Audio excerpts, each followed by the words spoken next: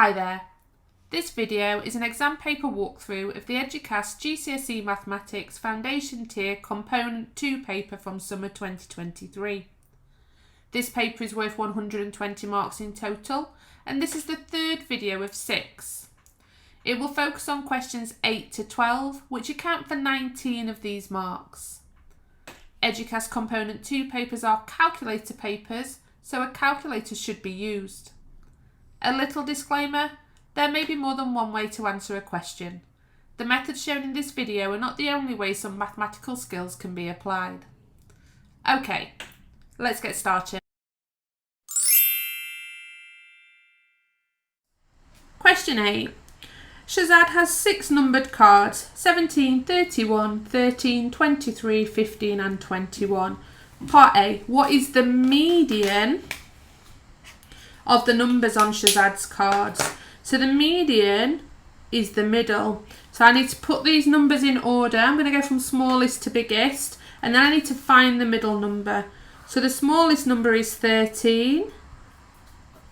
Then it's 15. I'm crossing them off as I go so that I know I've used all the numbers and I don't get confused and use them more than once. So I'm just ordering them from smallest to biggest, and now I'm going to find the median. So I'm going to cross off from either side. So we have 2 numbers left in the middle. The median is the middle of those 2 numbers. So I'm going to add them together, which is 38. And then I'm going to divide by 2 to find the middle, which is 19. So the median is 19. Part B. Liz says, I can pick 5 of Shazad's cards that have a mean of 21. Which 5 cards must Liz pick for her statement to be correct? You must show all your working.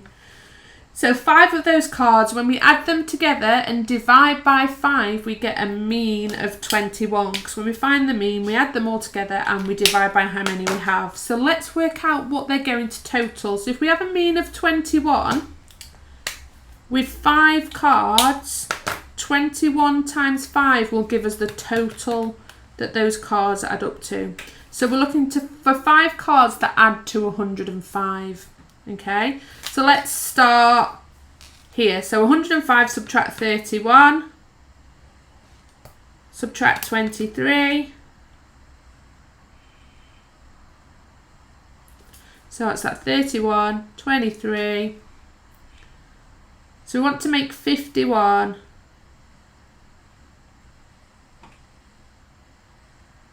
So that's not going to work. So 17 plus 23 is 40.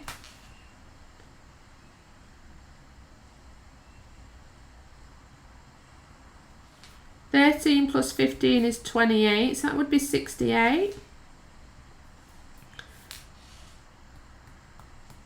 So one more to make 105, so that's 2, 32, 37, so that's not going to work.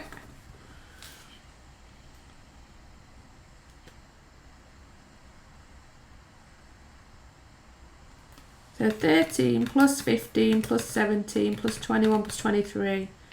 Okay. 15 plus 17 plus 21 plus 23 plus 31. That's too big. By 2, look. So 13 plus 17 plus 21 plus 23 plus 31. There we go. So we're going to have 13, 17, 21, 23 and 31. 13, 17, 21, 23 and 31. They total 105, and when we divide that by the 5 numbers, we get that mean of 21.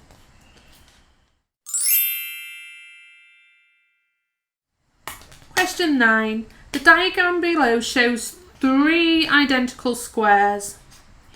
It's not drawn to scale, so we can't measure anything. Calculate the size of angle X. So we're looking for this angle here. So this information about 3 identical squares is important, and if we're dealing with angles and trying to find an angle, let's fill in as many angles as we can. So first things first, on a square, all of our angles are 90 degrees.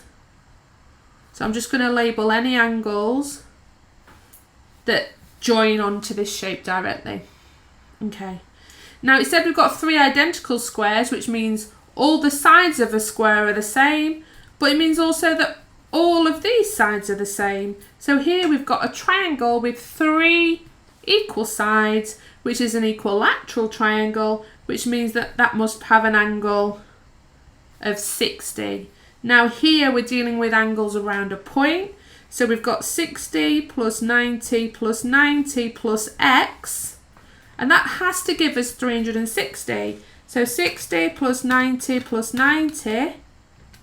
So x plus 240 equals 360. So x must be equal to 360 subtract 240, which is 120 degrees.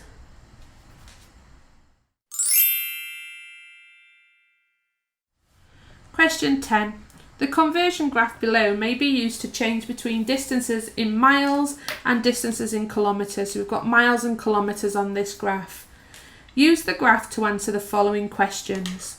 Part A. Aaron and Jenny both went for a run.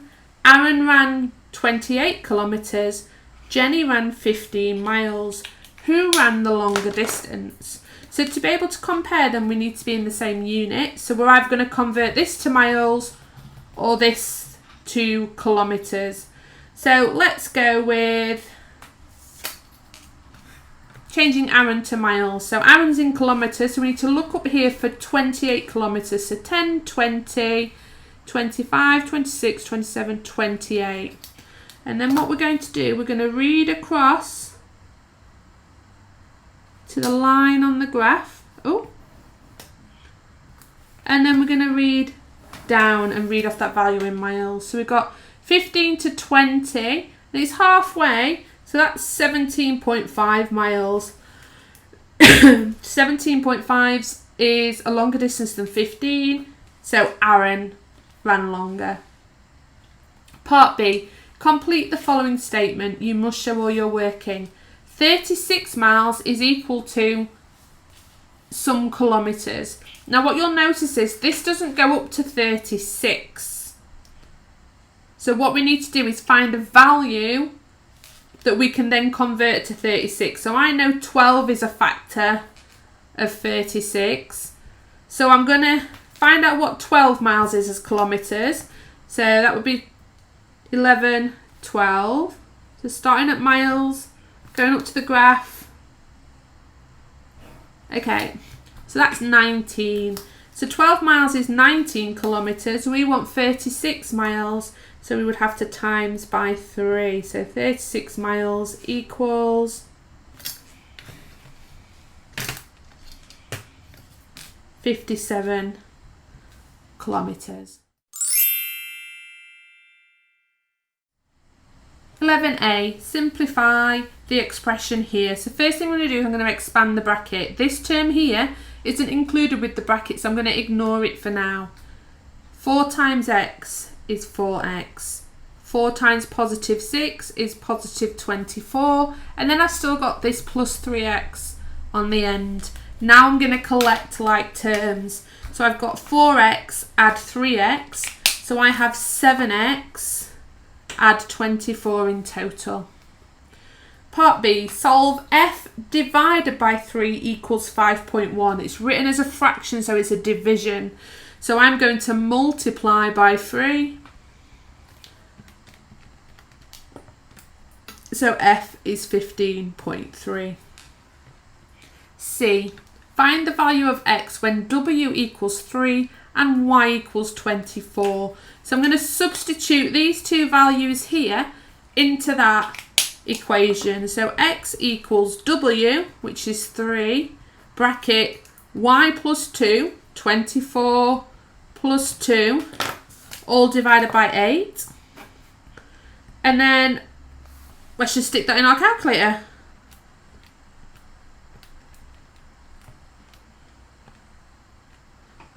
Is 9.75.